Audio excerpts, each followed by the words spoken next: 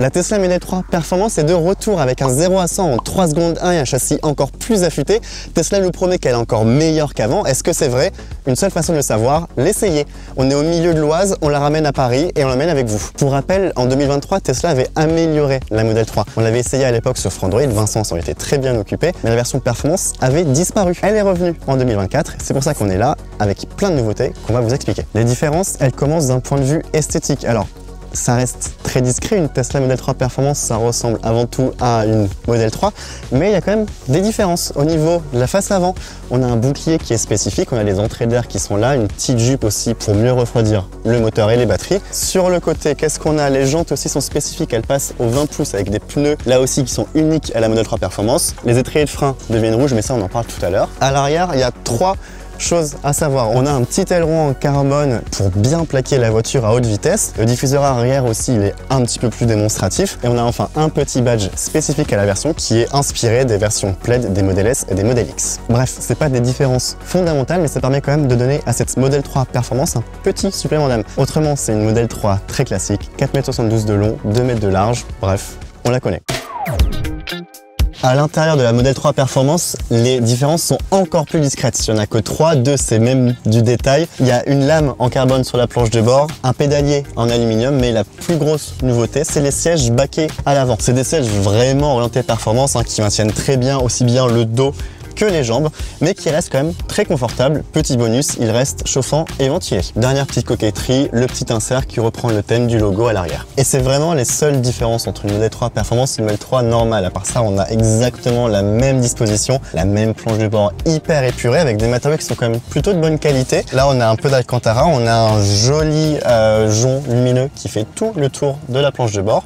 On a 2 chargeurs à induction, on a évidemment en pièce maîtresse le grand écran de 15 pouces qui regroupe l'intégralité des commandes. Mettre l'intégralité des fonctions d'une voiture dans un seul écran, ça peut rapidement devenir très compliqué, mais Tesla nous prouve qu'avec une bonne ergonomie et un bon design, on peut parfaitement y arriver et c'est final très plaisant. Alors ces sièges baquets sont peut-être très impressionnants, mais l'avantage c'est qu'ils n'ont pas du tout raboté l'habitabilité arrière, on reste encore très bien à l'arrière de cette Model 3 Performance. On garde aussi les mêmes fonctionnalités que la voiture normale, on a ce petit accoudoir et sur la console centrale on a 2 prises USB-C, des aérateurs et surtout un écran de 8 pouces dans lequel les passagers arrière peuvent régler les sièges chauffants, la ventilation, la musique, mais aussi jouer à des jeux et regarder des vidéos. Une petite mise à jour qui est arrivée il y a quelques semaines qui est très importante pour la vie de famille, c'est qu'on peut connecter des casques Bluetooth directement sur cet écran, comme ça les parents n'ont plus à profiter des épisodes de Peppa Pig pendant tout un départ en vacances. Je m'appelle Peppa Pig et voici Peppa Pig.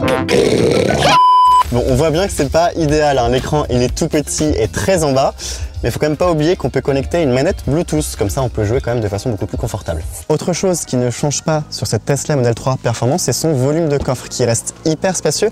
On a 680 litres, c'est quand même très profond, donc pour aller chercher les valises au fond, il faut quand même bien se pencher. Mais on a aussi un deuxième rangement en dessous, un peu caché, pour mettre ou bien les câbles de recharge ou bien carrément des valises ou des sacs. Performance mais pratique avant tout.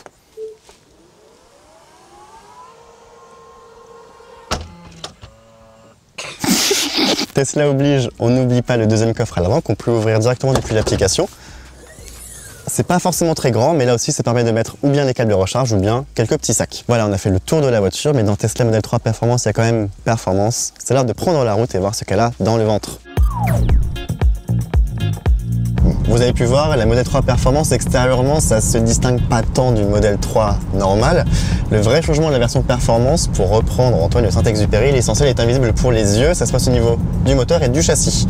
Au niveau du moteur, Tesla en général c'est des petits coquins, ils n'aiment pas beaucoup donner des chiffres techniques, mais là pour la première fois on sait la puissance d'une Tesla et cette Model 3 Performance c'est 460 chevaux. Ça permet de passer de 0 à 100 km/h en 3 secondes 1. C'est phénoménal et c'est 0,2 secondes de moins que l'ancienne version de la Model 3 Performance, donc vous ne connaissez d'ailleurs pas la puissance. On peut tester?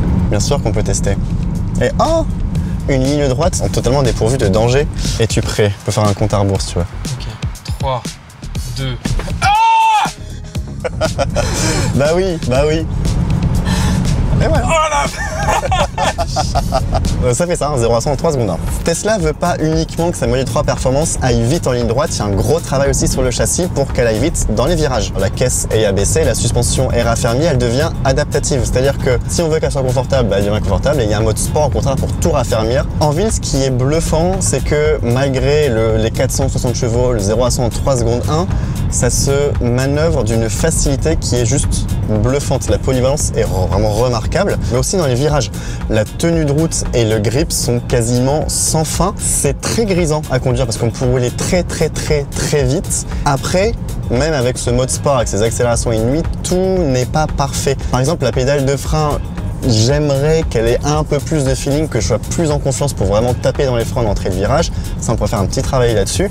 La formule magique, c'est ce qui s'appelle le mode piste. Ce mode piste, comme son nom l'indique, est interdit sur route ouverte, c'est que sur circuit. En revanche, quand on le met, on arrive sur un menu totalement nouveau. Ce n'est plus du tout la même voiture. Tout est fait en fait pour un maximum de performance. Ce qui est vraiment intéressant, c'est qu'on peut vraiment tout gérer. On peut gérer en fait la distribution de la puissance. Est-ce que c'est le moteur arrière, le moteur avant qui va être plus de puissance pour gérer le comportement? L'assistance à la stabilité aussi, ou bien on peut avoir un tout petit peu, ou bien presque pas, ou bien pas du tout. Et aussi le freinage régénératif, en fait, c'est quand on va lever la pédale d'accélérateur, comment est-ce que la voiture va freiner. J'ai pu l'essayer donc sur circuit et je comprends parfaitement que ce mode soit interdit sur route ouverte parce que ça devient vraiment hardcore. La voiture ne vous pardonnera rien du tout. Le moindre écart, c'est la sortie de route, donc ça, si on peut éviter, c'est quand même mieux. Mais en revanche, dans un environnement sécurisé et si on arrive à gérer la voiture, ça devient absolument phénoménal. Ça devient une vraie voiture de sport. Alors évidemment, on n'ira pas forcément très loin avec, hein, la consommation explose, mais encore une fois, c'est pas du tout fait pour aller loin, c'est fait pour aller vite et ça le fait très bien. Ça ne fait pas non plus la sportive la plus puissante du monde, malgré tous les efforts faits pour le refroidissement des freins et de la batterie, ça monte assez rapidement en température et quand une batterie a chaud, en fait, elle diminue ses performances et les freins, quand ils ont chaud aussi, ils freinent moins bien. Donc ça va très vite, mais pas forcément très longtemps. Bon, on roulait et il s'avère qu'on a croisé une Tesla Model 3 d'ancienne génération de la même couleur. On s'est dit que c'était l'occasion rêvée de voir l'évolution entre les deux générations. Deux gros changements. Le plus gros, c'est au niveau des projecteurs qui sont beaucoup plus fins, beaucoup plus horizontaux sur le nouveau. Le deuxième, c'est le bouclier spécifique aux versions performance. Et c'est à peu près tout. C'est quand même la preuve qu'une Model 3 performance reste une Model 3. Et nous, c'est l'heure de reprendre la route. Pour développer un peu la partie performance, donc on a vu que l'accélération c'était quand même quelque chose, hein, mais sur les virages aussi cette Model 3 performance m'a quand même vraiment impressionné. Déjà parce que le châssis est suffisamment bien réglé pour qu'il n'y ait pas de roulis, que ce soit en virage, en accélération, en freinage. En fait, le châssis reste très rigide et très droit, ce qui permet d'avoir vraiment confiance dans la voiture dans les virages. Et puis la direction aussi assez remarquable, elle est au final quand même très précise et on peut placer la voiture un peu où on veut avec encore une fois cette puissance et ce couple sans fin. Les sorties de virage, passer une catapulte. On s'est quand même bien amusé. On va faire une petite pause de recharge sur un superchargeur. Bon, les superchargeurs, on connaît, hein, c'est les réseaux de charge rapide développés par Tesla. On a partout. L'avantage avec les superchargeurs, avec une Tesla, c'est que le processus de charge est super simple. On prend la prise, on déverrouille, on branche. Et c'est parti, voilà. Bon, puisque la voiture charge, c'est l'heure de parler consommation, autonomie, recharge. Je vous disais tout à l'heure que Tesla n'avait pas beaucoup donné des chiffres. Et par exemple, on ne connaît pas officiellement la capacité de la batterie. On estime que c'est autour des 75 kWh, mais on n'a pas le chiffre exact. En tout cas, en théorie, on sait qu'on peut faire 528 km avec la Tesla Model 3 Performance. En théorie, dans la pratique, ça va vraiment dépendre évidemment de vos usages. Ce qu'il faut quand même comprendre, c'est que les consommations restent très basses. Les voitures de Tesla sont connues pour être extrêmement sobres et la Model 3 Performance ne fait pas exception, surtout quand on prend en compte son pédigré quand même hyper sportif. Et concernant la recharge, Tesla nous annonce qu'on peut rajouter 228 km d'autonomie en 15 minutes. Pour avoir fait des 20-80%, il faut compter 30 minutes. On va dire que c'est dans la moyenne. C'est pas mauvais, mais c'est pas exceptionnel. Sur le coup, Tesla pourrait peut-être faire attention notamment à la concurrence chinoise et coréenne qui arrive notamment avec une architecture 800 volts pour des recharges en 10 à 15 minutes. La batterie est chargée. C'est l'heure d'y aller. Maintenant qu'on est sur l'autoroute, on va pouvoir prendre un peu plus le temps pour approfondir certains détails. Le point agréable, c'est une très bonne autoroutière. La voiture est sur un rail et ça déroule. Ce qui est bien aussi avec cette amélioration, c'est que l'ensemble des vitres passe au double vitrage, le toit y compris, ce qui permet d'avoir vraiment très peu de bruit aérodynamique et ça aussi c'est très agréable. Et surtout, comme on disait lors de la recharge, la conso est vraiment faible, surtout quand on prend en compte encore une fois les 460 chevaux de la voiture. Là à 130 km/h, j'ai relevé 20 kWh au 100 km. Pour les profanes, sachez que c'est vraiment peu. Faut par contre que je revienne sur un point, le fameux système de conduite semi-autonome de Tesla qui s'appelle l'autopilote. Alors il est très connu. Sur toutes les Tesla de série, vous avez droit à un régulateur adaptatif et un maintien en voie. C'est-à-dire que quand la voiture roule, en fait, elle va régler sa vitesse avec la voiture de devant. Quand il y a un virage, elle prend le virage, etc. Ça marche bien sur les longs trajets, mais c'est très loin d'être parfait. Sur le coup, Tesla, je trouve, prend du retard sur la concurrence. Ce que je veux dire, c'est un exemple très concret sur le périphérique, par exemple. Si vous avez une moto qui fait de l'interfile, vous aurez tendance à vous déporter pour la laisser passer. Sur n'importe quel autre système, la voiture vous laissera faire vos petits trucs et une fois que c'est terminé, en fait, elle vous remettra sur la voie et on n'en parle plus. Sur Tesla, dès qu'on touche un petit peu la direction, en fait, voilà, ça désactive l'autopilote et régulateur de vitesse compris. C'est-à-dire que la voiture va commencer à freiner et si vous voulez reprendre la main, en fait, il va falloir derrière réactiver l'autopilote et faire ça à chaque fois. C'est assez pénible. Hop hop hop.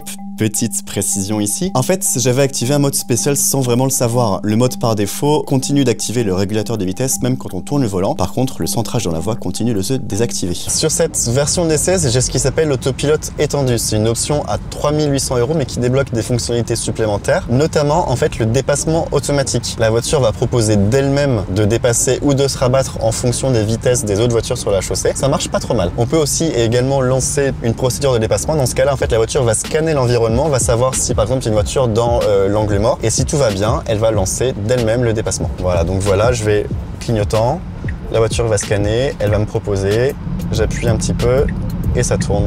Voilà, je dois avoir les mains sur le volant, mais la voiture fait les dépassements tout seul. Et pareil pour l'autre sens, je tac, voilà, tourner le volant. Bon là il veut pas par exemple qu'il y a une voiture, il y a une moto qui arrive. Donc c'est un système certes qui marche bien mais qui n'est pas non plus parfait. En revanche, ce système vous demande, vous, d'être parfait. Le truc, c'est qu'il y a une petite caméra au sommet du pare-brise qui vous scrute en permanence. Et en fait, s'il trouve que vous êtes un petit peu trop distrait, si vous regardez un petit peu trop l'écran, si vous regardez votre téléphone portable, si vous papotez avec vos passagers, sur l'écran, il va vous dire « Attention, regarde la route ». Un peu comme tout le monde. Le problème, c'est que ça va un petit peu plus loin. Si la voiture considère que vous êtes vraiment trop distrait, elle va vous dire « Ça suffit, tu as été méchant, je te punis et tu n'as plus le droit d'utiliser l'autopilote ». Dans ce cas-là, en fait, l'autopilote est totalement banni. Vous ne pouvez même plus avoir de régulateur de vitesse. Si vous voulez les récupérer, il faut se stationner, mettre le point mort. Là, il y aura un message qui vous engueule sur l'écran et vous pouvez repartir avec l'autopilote. Sauf si en fait vous avez été puni trop fréquemment dans une période de temps donnée. Dans ce cas-là, en fait, vous serez carrément banni de l'autopilote pendant une semaine entière. Philosophie quand même un petit peu particulière. Hop, là aussi petite erreur de ma part. Le mode par défaut vous punit certes en désactivant l'autopilote, mais conserve quand même le régulateur de vitesse. Bon bah ça y est, on est arrivé à Paris, c'est l'occasion quand même de faire un petit point sur comment se débrouille cette Model 3 Performance en milieu urbain. Ce qui est bien, c'est le confort de la voiture au final. On ne croirait pas un seul instant qu'on a 460 chevaux dans cette voiture. L'avantage, c'est qu'on peut régler en fait l'intensité de l'accélération et donc on peut vraiment avoir une voiture hyper facile à conduire au quotidien et ça c'est toujours bon à prendre. Et l'avantage, c'est que ces trois modes de conduite sont accessibles hyper facilement. Il suffit d'aller là, hop, une étape, deux étapes.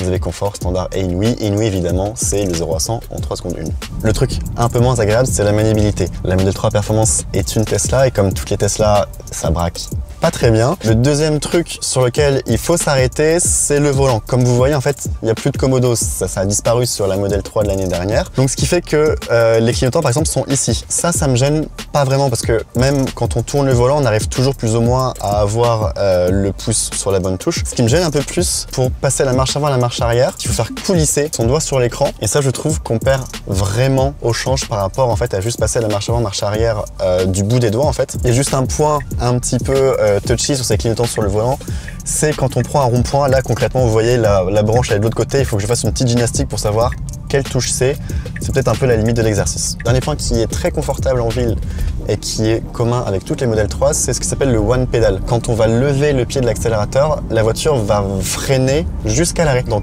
90% des cas, on s'arrête au feu rouge, des embouteillages, sans jamais avoir à toucher à la pédale de frein. Et ça, au quotidien, c'est un vrai plus. Le seul point négatif que je trouve en conduite en ville de cette Tesla Model 3, c'est la partie stationnement. Pour plusieurs raisons. La première, c'est que comme toutes les Tesla, ça ne braque pas très bien. La deuxième, c'est que, en fait, je vous ai peut-être suivi, mais Tesla a enlevé les capteurs en fait de stationnement de ces voitures. Et là, on perd quand même un peu au change. Avec l'autopilote amélioré, on peut avoir un parking automatique. Disons que faut savoir prendre son temps.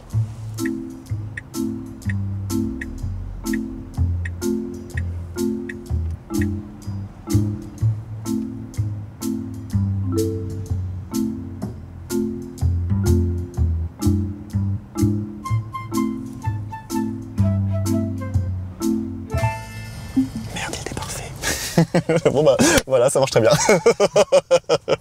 J'ai eu des expériences où vraiment j'avais un petit peu honte de la voiture parce que c'était très long, mais manifestement c'est pas le cas tout le temps. Quand ça se passe pas aussi bien ou quand le système n'a pas détecté une place de stationnement, donc là ça s'est bien passé, mais parfois ça se passe pas aussi bien ou parfois vous avez juste besoin de faire des manœuvres. Et là on arrive un peu aux limites de ce système de sélection de rapport en fait par l'écran parce qu'on est toujours en train de manœuvrer, toujours en train de faire glisser les doigts et je trouve qu'on perd au change par rapport au système précédent où il fallait juste avancer, reculer du bout des doigts. Il y a un système par contre qui est très bien fait, c'est quand on démarre la voiture va scanner en fait son environnement. Si par exemple il y a un obstacle derrière une voiture ou un mur, la voiture va proposer automatiquement de passer la marche avant. Toucher pour passer la marche avant, pied sur le frein, on accélère, on n'a pas besoin de sélectionner le rapport. Et ça, au quotidien, c'est un vrai plus. Bon bah ça y est, on est arrivé à Paris, c'est la fin de la promenade, c'est l'heure de conclure sur cette Tesla Model 3 Performance. Son tarif, 57 490 €. C'est une somme, hein, tout le monde ne peut pas mettre autant d'argent dans une voiture, mais en fait pour les performances et par rapport à la concurrence, c'est beaucoup plus intéressant. Une Mercedes classe C AMG, une BMW M3, ça coûte déjà largement au-dessus de 100 000 €. C'est pas aussi bien équipé et surtout en France, il faut prendre en compte le malus écologique de 60 000 € à rajouter à la note finale. Bref, ça rend la Model 3 quand même vachement plus intéressante. En termes de concurrente 100% électrique, on peut prendre en compte la Hyundai Ioniq 5N mais qui commence à 75 000 €. Bref, encore une fois, beaucoup plus cher que la Model 3 Performance. Si on fait un focus sur la gamme Model 3, la performance devient évidemment la moins raisonnable, hein. Une Tesla Model 3 grande autonomie, c'est 7 000 € moins cher, c'est 100 km de plus avec une charge et c'est aussi un 0 à 100 en 4 secondes 4. Bref, quelque chose de vraiment pas honteux. Mais vous n'aurez pas quand même ce petit package vraiment sympa de la Model 3 Performance avec son châssis spécifique, avec son mode piste incroyable. Bref, c'est une vraie sportive. On a souvent reproché à Tesla d'être des ordinateurs sur roue, des voitures sans aucune âme qui sont pas sympas à conduire. La Tesla Model 3 Performance nous prouve justement que ça peut être bien plus qu'un ordinateur sur roue. Voilà, c'est la fin de cette vidéo. Dites-nous en commentaire ce que vous pensez de cette Model 3 Performance. Est-ce que c'est une vraie voiture de sport? Est-ce que pas du tout, n'importe quoi? Bref, dites-nous, ça nous intéresse. Abonnez-vous et suivez-nous aussi sur Twitch. On a une matinale, on a les émissions, on s'amuse bien. Bref, on se retrouve très vite pour une nouvelle vidéo. Salut!